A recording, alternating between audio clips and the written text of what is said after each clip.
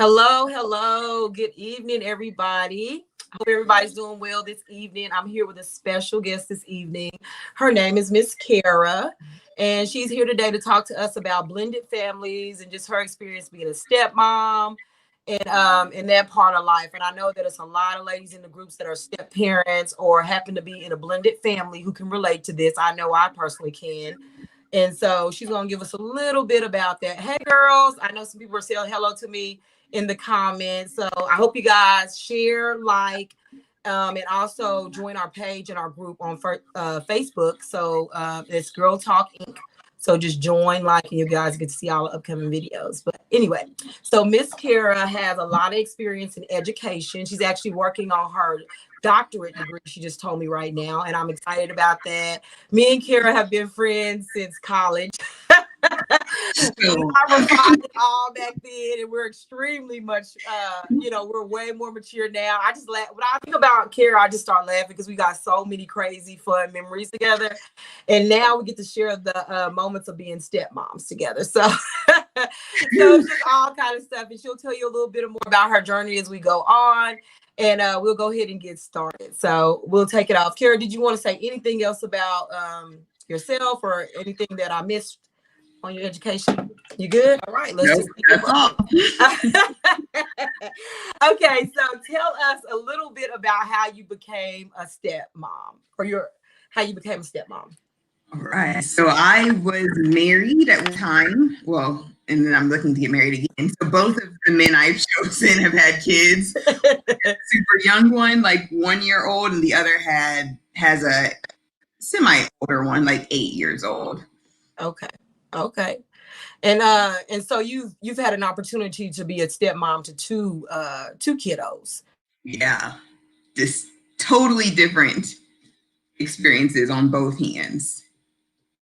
You have an opportunity to be a stepmom to a little boy. Is that correct? Yeah. And he's so the boy is 8, and then the girl is the one. Well, she was 1 at the time. She's 5 now. Oh, okay. So you did 5 years with her. Yeah. Oh my goodness. So how was it different with the 1 year old versus step parenting the 8-year-old now?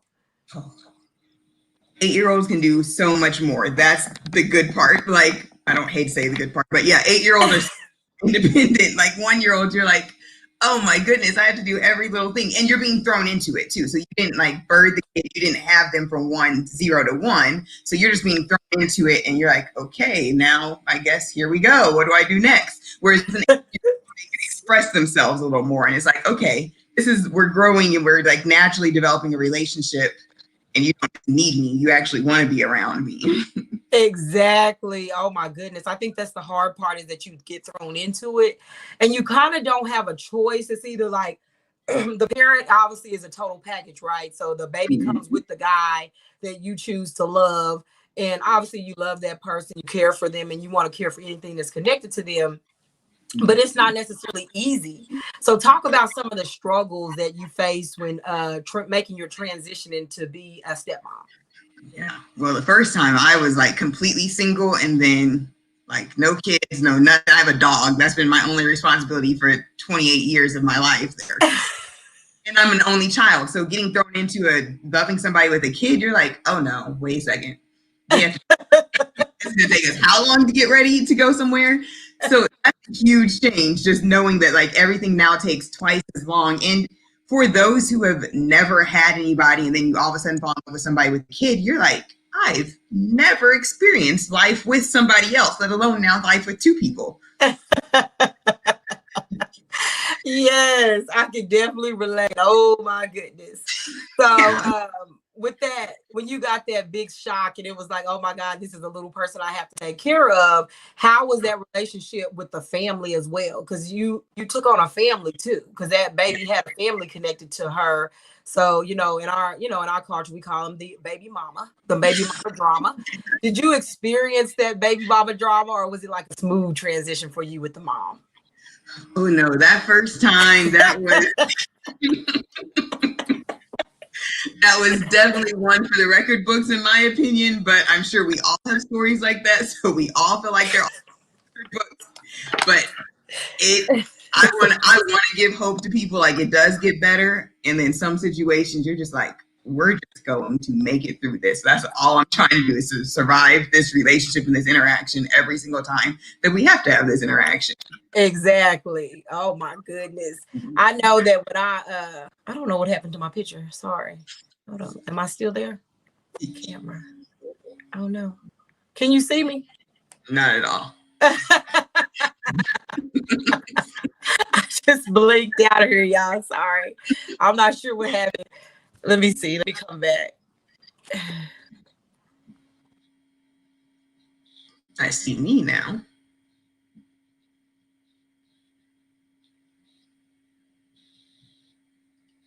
I don't even hear you. Okay, I'm back. Sorry. Okay, now we in here together. Sorry about that. Okay, so you were talking about bring me back up to speed. You were talking about the mom and transitioning with her and her family or whatever connection you had. So how was it again? Yeah. I know it was crazy. Yeah, exactly. That was the only word. So yes, definitely not the strongest point of my life right there was that relationship with her.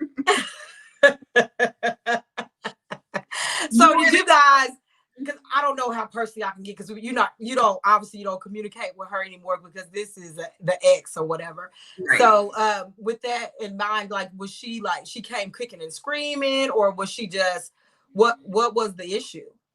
So, well, and let's be honest, the issue was more him than her. So my ex is also not the best person in the world either. So eventually when I saw that, I was like, oh, wait, you're doing this because he's this way. So it makes more sense now. But yeah, definitely I thought she was like completely against me. Nothing I could do was good enough, and for moms, like, I get it. They're out to protect your child. That's your only number one job, is to protect your child. So any newcomer does need to experience a little bit of testing in child to make sure they're worth it.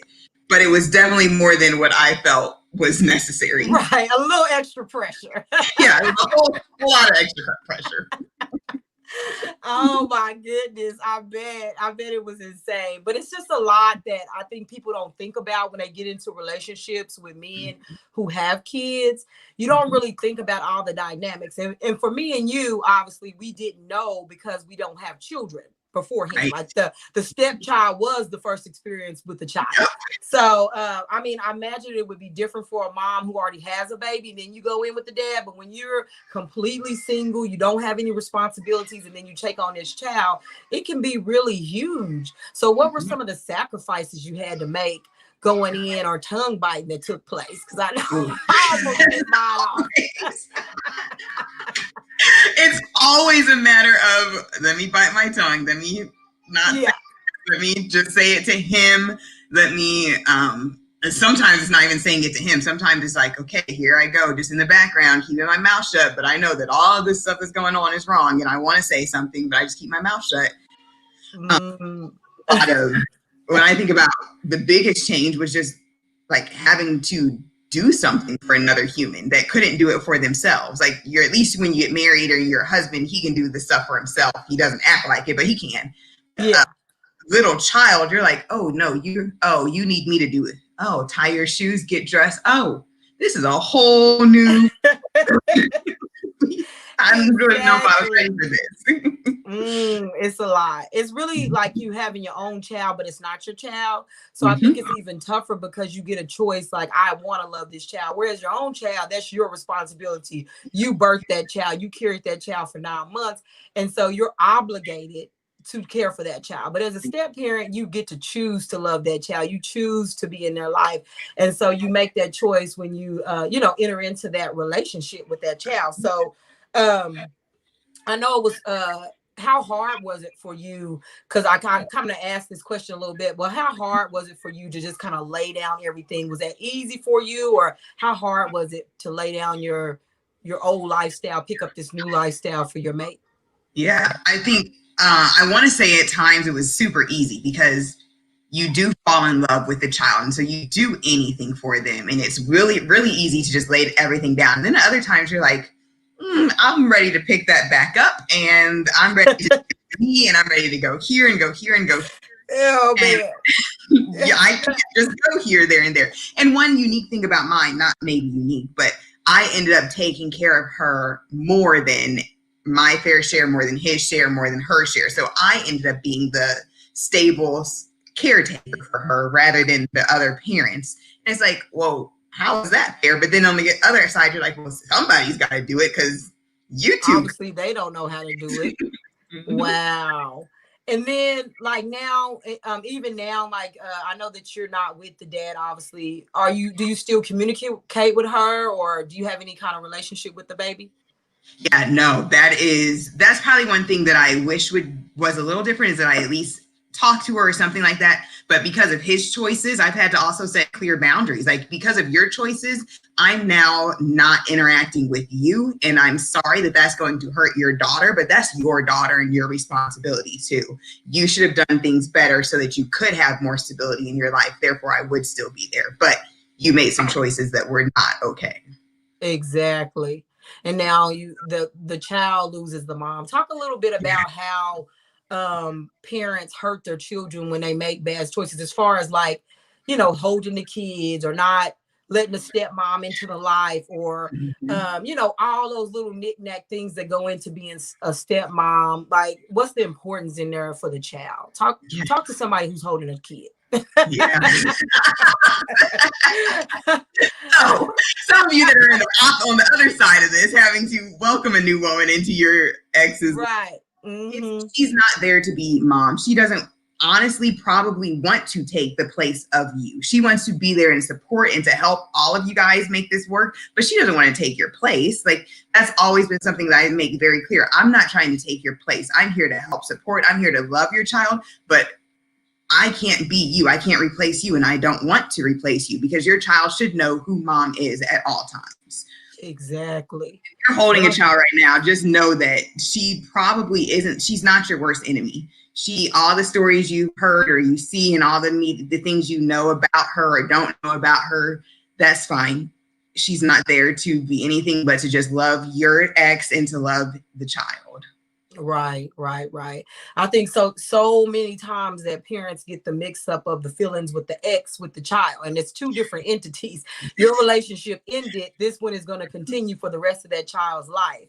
This was just a season for you, but this is like their life. That's their parent. That's like their life. And you start to think about that in those type of terms. And I think it begins to become more real to you how important those people are to that child. And I know for me, I had to really think about this child is a little bitty person. I'm thinking about if I was 3 years old and how stable all those figures are in my life up until now. And so I need to be making some really good choices. And sometimes that requires you to put on big girl pants. That requires you to take some stuff on behalf of that little person that you do not want to take, that may not be your blood child, but you looking out for that child's best interest when their parents may not even be thinking along those lines or along those things. So in that relationship with your child, like, what have you learned? What has been some of your biggest lessons that you learned being a stepmom? Yeah. The biggest lesson I've learned is to keep your mouth shut. Like, just don't even say it. You and God know, and that's probably all they need to know right now. Exactly. Oh my goodness. Yes, that's good. I like that because yeah, there's so many times that you could just be like, and just let them have it. And if even your spouse, like, I could just let you have it for the interactions that you've had with her, but it's probably best to just not say it. Right. Have you got to those moments where you let them have it before? Have you ever had that time where you just couldn't take it no more and you just let it go? Yeah, so luckily I've had two different experiences too. My current relationship, he is very accepting. He knows that I'm always worded like, I don't know how to phrase this, so I'm just going to say it. And he's very accepting and wanting me and appreciates that I do that with him and share those insights. My previous didn't want to hear any of it. So wow. Have had to figure out, like, it's not always best to just keep it quiet. So that was kind of a joke. But I have had to weigh the line of, like, okay, when is the right time to say this? Because not everything needs to be said right now either. Something saying out of anger and frustration, and it needs to be said in a different tone or just at a different moment for him to receive it properly. Wow. Yeah. I really You know, that I think that's the thing is when you feel supported from the spouse, it's a lot easier to parent the child together versus you just like basically at war with the spouse and the child and the child's Mhm. mom or dad or whatever the case may be, that you Yeah. know however it's flipped in that situation because you just have no support. Did you have support from your family during this transition too? Like Oh were they yeah. accepting of your stepchild? hmm So Yeah. that's been my family's always been really great about is just accepting whoever I love and whatever they are coming with. So whether it be a dog or a kid, they're really accepting and loving of everything and everybody. And I think I'm glad, grateful for that. I don't think everybody has that same experience. Some people go into families where they're hesitant to love anybody else that comes with them, and that's going to be on you as the stepmom going into that. Like, well, you need support. You need somebody on your team because it's hard being a stepmom. It is. It is. It's definitely a challenge. It really is a challenge that you can't really prepare for. There's no, I mean, I'm sure people write books about it and they may have groups or something. I don't know, but I didn't think about that until I got to that point. And I really, really, really, really strongly feel it takes a level of maturity to be a step parent more than it would be to even be a regular parent. Because a lot of people say, oh, you're not a real mom or you just the bonus mom. But I'm thinking like that mom, that bonus mom, it takes a step of maturity above the parent couple to be able to deal with not only the kid, but the couple. Because you kind of mediate between them and the child and you know the ex or whatever, because it's always an ex, right? Because obviously you wouldn't be a step parent if with some type of ex hanging Yeah. out somewhere, you know. And some people have a great experience with ex. That hasn't been my story. I've had a big old rocky experience with some you know, with the exes or whatever, but we get into a better place. But I know going in I was like, wow, these women is really childish, you know, like this is very immature. Like we need to come to some type of agreement with the child. And sometimes we don't always get there and we don't always do it perfect, you know, and we have to give it our best shot, obviously. But I feel like it's no training ground. But women should know, like, if you get into a relationship with a man with a child, be prepared to be selfless. Like, you're not gonna get if you Yes. can't deal with splitting your time and attention and pretty much everything, then you Mhm. probably shouldn't be with people with kids. So and this went really quick. I'm excited, but what advice would you give to a mom that's going into a step parenting thing or someone who's struggling with this? Yeah, I mean, I would say your relationship with God grows tenfold in this. And you truly learn what it means when he says, humble yourself and take up your cross and follow after me. It's no longer I, it's all about him. And so you learn that, like, I'm going to have to let Christ walk out through me in this process. And if you do anything about that, then it's, if you're going into that situation, you've got to have, because that's your strength in this, Yeah, that whole yeah, level of strength that you never knew you could have. right. And a lot of tears. Oh, and Oh maybe my some goodness. wine and chocolate, you know. Yes, don't eat not easy on the wine. Keep it coming. Oh my God. I think I became an advocate. I was working at Sam's, you know, at this time when I had my stepson, and they used to sell the big bottles, you know, they got the double sized bottles. So I was like killing those. I was like, obviously I'm having trouble with this because I'm drinking way more wine should be. Maybe I need to reach out to more stepmoms or like talk about this with somebody because it kind of creeps up on you. It really does, because you think you can handle it, and then you're like, oh, I just drunk that And whole you bottle of stay wine. silent about, you live through craziness and you stay silent because you want nobody to know the craziness you live through. But even just finding one other person, like I have my best friend, she's a crazy stepmom at sometimes, but that's okay. I love her still. But even having those conversations with her where it's like, this is what I was experiencing, and she's like, oh, I did that, maybe I need to rethink that. Exactly. So Just have somebody to confide in helps. yeah, that's awesome. Is she a stepmom to one or two, or just does she have multiple? She has two with one, so she's the ex. I don't know, she's the baby mama. Sorry, she's the crazy baby mama. Okay. Oh, gotcha. Okay. I wanna talk to somebody in that position too. I hope when we get, if I can get along with, you know, the girls better in the future, maybe we can all come on here. That's like a dream of mine. I can come on here and we can all talk about it, because I would like to know their perspective. But you know, obviously as a wife coming in and that resentment they may or may not feel, not to say that they do, but I know that I would be mad if my husband, you know, he busted out, he did me all type of ways, and then he got with this new lady, and now he's all sweet and guns and roses. So I want to give him a little bit of hard time, and I know he obviously doesn't care anything about me, but he loves those little kids. And so he will give you a hard time. And I think I use that scenario throughout my time as a stepmom to kind of justify some of the actions that these women do, because I had to put myself in their shoes, and I kind of had my aha come to Jesus moment. Like, that's why she's pissed. You know what I mean? Or that's why she probably hates me. You know what I mean? Because obviously she did all these things and it didn't work for her. And then you turn around and be this awesome guy or whatever the case may be, and it works out for them. And they kind of have the life that you wish you would have had. You know what I mean? So I can understand the level of difficulty, but anyway. Baby mamas wanted to be here, like where we are, like married with them and raising a family together. And right. Work out that way. So those are crushed dreams. And it's a grieving process. And, you know, like when we go back to the psychology behind all these things, we've got to always remember that it's a cycle. We've got to give people the time to process and heal and be crazy if they want to be. Never move through the process if they never want to move through it, you know? Exactly. And how long is that waiting period? Because some of them don't get over it really quick, you know, so, and it just kind of comes in waves, you know. And it was so crazy with my first stepson.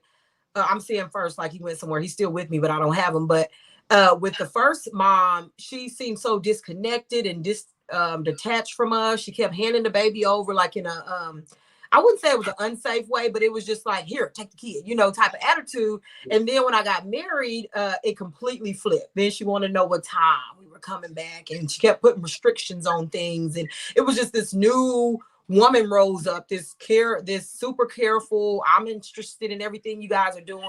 And I'm like, girl, where you been at? Like, we wanted you to do this. Because you were not concerned at first, and now all of a sudden you're super concerned about everything. And so, and then to the point where she just started alienating us from the child, and then eventually just completely taking away every visitation. So, you know, you just never know. And that's so good, because we all have to heal through trauma. But I think hers was just kind of buried, and then it rose up when she seen that happy family. You know what I mean?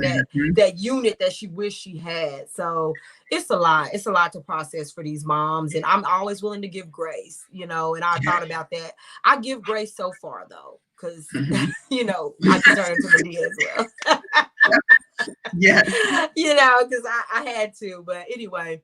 But overall, I know the stepmama thing is challenging, and it comes with, you know, so many ups and downs. And I know you gave us some advice, but what has been your most challenging feat about the whole thing? I think the most challenging moment is being the calm in the midst of the chaos. So like when everybody's riled up and you're like, well, I have more right than all of you guys in here to be riled up. I want to be the one. And you're like, somebody's going to have to be level-headed, and somebody's going to have to calm down, and it's clearly not going to be either one of you guys. So follow my pride and go be an adult in the situation. So that is one of the hardest things I think I've had to do. Is just be the grown-up for the people that's trying to be kids. Yeah, the whole situation is challenging, and I know that growing through and praying through, like you said, and just getting with a group of women, or just one person, even one person to empathize with you. I think when we talked on that first video and you start seeing the things that you were saying about step parenting, it really, I know it was other ladies on there, but what you said just stuck in my heart so bad, because I was like, this is me. I need somebody to talk to about being a stepmom, because it's so much that you go through, and it feels like a private battle, but it's not. And there are other moms going through what you're going through. So don't be afraid to reach out and talk to somebody, or, you know, lend an ear or whatever. And if you the stepmom and you done it for 20 years, reach back to the ones who's new in the game, who was struggling like I was only a year or 2 years in, and looking for a life vest, because that's what I was looking for. I was drowning, didn't really know what I was doing, and just needed some help. So what you said on that video that day, I think I remember you saying that the child, that you're the voice for the child because you can say that because you're not the actual parent. I know I'm not getting my verbiage right. Yeah, no, but you yeah. said something like that. I didn't paraphrase you really well, but you said something like toward that effect of not actually you the voice of reason, and you can say that because you're not as connected as the parents. Because sometimes we baby our kids because like I'm a mom and I don't want to hear nothing bad about my child. But the teacher or an aunt or a friend can see something like she bad. I'm like, no, she ain't. She good. Like little Ray Ray is good. You know, you tripping. You know, Ain't is not like that. She would never do that. I'm like, yes, girl, your baby's bad, and she need to put the binky down and should be potty trained by now. And as a stepmom, you had the foresight because you're like an outsider looking in. You know what I mean? And so I was like, yeah, she on to something. Like, come on, let's go. Let's do a show. You know, I gotta talk about this a little bit more. Like the benefit of that's the benefit of step parenting is that it's like being in education. So child development, I'm knowing typical child development. I can be like, okay, we need to stop that, and we need to set some healthy boundaries, and we need to do this instead. Like even one day was about dishwashing and how old is it old enough to start loading the dishwasher. It's like, well, let's just try it. And right. You can do it. Okay, so then let's. Yeah, we're gonna be doing this from her own house. Freedom here. Exactly. I like it though. You know, mine is real little right now, so I can't really boss them around. And I don't deal with parent teacher conferences. I don't have to do because I just do everything because obviously they 3 and 4, so they can't do anything for herself. But it is those trying days like softball games and who is to come or whatever. And I'm like, listen, you finna waste your money. She doesn't know how to do this, and you don't have the right as a step parent. They make you feel anyway to even be able to speak in that. Like I don't have any authority in that, but yet I have full responsibility for this child 3 to 4 days a week. You know what I'm saying? But I don't have any input on any of her life decisions, nothing she does. Yet I'm caring for this child day in, day out for 3 to 4 days a week. And it just makes you feel so hopeless. Like, dang, I can't say nothing. I've already watched her. I've wiped her nose. I didn't change the clothes. I've fed her, clothed her, patted her. You know, we paid makeup together. We've done lipstick. This is my child, like in my mind at that time. But then when they take the baby away, you realize very quickly that you have no ownership. Yeah. Talk about that. Talk about like that feeling of like, I don't even know how to describe it, but do you know what I'm talking about? So I've been divorced, and I think that's harder than divorce is because you're separated from somebody who didn't choose to separate from you. Exactly. They're still growing, and that you could be in their life and being like you grew attached to them, whether it was fast or slow, however you grew attached to them, you still grew attached to them. And they were like, she was my right hand man for everything. Exactly.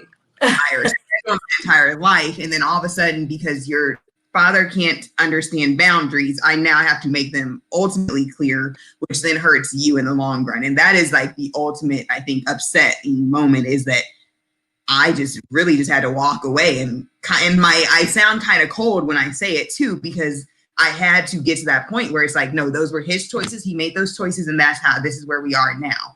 But you have to, because you are attached to this human being that's still alive somewhere, and you can't just spend the rest of your life worrying about him. Exactly. So you kind of got to like force yourself to stop thinking about them, you know, and it is really messed up because they didn't die, you know, but they're not with you anymore. So they kind of died to you. You know what I mean? And it's harsh, you know, for lack of better words. I'm pretty sure some psychological term for what we're trying to talk about right now. And I can't think of it right now. But, you know, it really is. It's really hard because you really have to force yourself to disconnect from them in that type of way. So, but I know what you mean. But I know it's hard for people, but you just got to you got to do what you got to do because obviously that wasn't healthy. And now you're in a new relationship, which is good with the new kid, you know, with the new guy. And he's 8. And so how's your relationship with the 8-year-old? Oh, that is going great. We actually just ended up moving in together, and we're about to get married. So it's still that growing process of growing the relationship, but there's still nothing I wouldn't do for him. He, like right now, he listens to me better than everybody else. So that's the good side. Mine too. Yeah. That part. I like that. That's good. Good. Very good. So, and with the And with them when they're younger, even though yours is 8, it's still a good age though, because they haven't started that crazy teenage where they saying you ain't my mama, blah blah blah, and he'll have a good relationship with you because you got in there. I feel like 8 is the nick of time. That's right before the preteen ages start, so you'll have your time to get in there and be his mom, and he'll see you as a respected adult. Maybe obviously he knows you're not his mom, but he'll see you as a mother figure, and that's always easy when they love you. Yes. And they don't. And that's all you want is to be like, I want to be somebody that's on your team and that that's on your team, not but somebody that is on your team at all times. Exactly. And I think that's what it boiled down to. And I think that's what it boiled down to. At the end of the day, it's all about the child. And when you start making it about the child and thinking about the child, man, everything is so much easier. Like, it flows so much better when it's about keep the kid first. Man, that's what I got to think about. It's about the baby. I want to slap you, but I'm a move because it's about your child. I'm not gonna indulge in that and even with my husband, I get mad at him because he makes poor choices. In my opinion, everybody has their own opinion, but in my years of parenting, I'm like, that's probably not a good idea to get a chocolate bar at 11 p.m. That's probably not a good idea to give them whatever or go here or do whatever. They have allergies to that. That's a bad choice. But they don't listen. You just kind of got to step back and say, okay, that ain't my baby. Even though it's like you got to keep reminding yourself it's not your child, but you continue to treat it like your child. So it's just a really sticky place to be in. So like a catch-22 because it's not my child, but I have to treat this child like my child, and they can't know the difference because let's say we have future kids together. Like you have more kids. They've all got to know they all mean the world to me. There's no Exactly. Even though they're not. That's really good. Well, do you have anything else, any last minute tips that you could give to a stepmom or somebody who is thinking about getting into a serious relationship with a person with a kid? Do you have any last thoughts for those people? Yeah. If you're selfish, this isn't the relationship for you. But then it also it does get better. I do think I wish somebody had told me that 5 years ago or 4 years ago. It does get better. It does. At the end of the day, me and my future husband right now have decided that we will decide how we're going to operate, and we will consistently operate that way. And that has made the world of difference. Good. Yeah. Just decide communication, it sounds like. Yeah. Yeah. Okay. All right. Well, I don't have anything else, and I'm so excited to talk about this topic. I'm glad we got a chance to speak on it because I feel like step parenting and blended families, when you merging two lives together on its own, even just the marriage is hard. And we talked about marriage a million times. When you throw kids in it, it's hard. But then when you throw step kids in it, it's a whole nother thing because you already got 2 families. Well, with the step, you have 3, and so that's a family of 3 that you're blending together, and it comes with moms and grandparents, and it gets hairy. Yeah, so it's a lot to talk about. So I appreciate you, Khara, for coming on here and sharing a little bit about your story and talking about it. And of course, I've been, me and you've been in the trenches together. So literally in the trenches together in a ditch. But that's a whole other story. But anyway, thank you for coming on here and sharing me, and hang tight. I'm going to go ahead and end this. Thank you, ladies, for joining us. If y'all have comments or questions, y'all know y'all can inbox me, or I'm about to tell Khara to don't blow her up too bad. She teaches early. Are you in school yet, Khara? We're virtual, so we're online for now. Okay, and it starts early though, right? Do y'all? Yeah, 7 in the morning. Yeah. Okay, so don't blow up Khara. But if y'all have questions or concerns, or y'all looking for a group or books, do you have any recommendations on books or anything anybody can read, Khara? I didn't read any books about step parenting or families. I just wait. I read Brene Brown, though. She has just some wonderful outtakes on life just in general that helped me out through the step parenting process. So who is it? What's your name? Brene Brown. Brene Brown. And you know what? I got into that book that you recommended too, the Girl Wash Your Face. Oh, yeah. Yes, it's so good. Oh, my God. We're doing it for a book club. And I'm like, what have I been missing? It is so funny because the lady, when she wrote it, Rachel, she was 35, which is how old I am now. And so that's perfect. I'm like, okay, this is my life. Yes. I love it. Thank you so much for recommending it. And you said one more time what the lady's name for the other book. What's her name? Brene Brown. Okay, I'm gonna put it in the comments for everybody to see, y'all. So we got to pick those books up. Girl, Wash Your Face, and then check out Brene Brown, right? Yep. Okay. All right, ladies. Well, you guys have a good night, and I will see you guys back again next week. All right, y'all have a good one.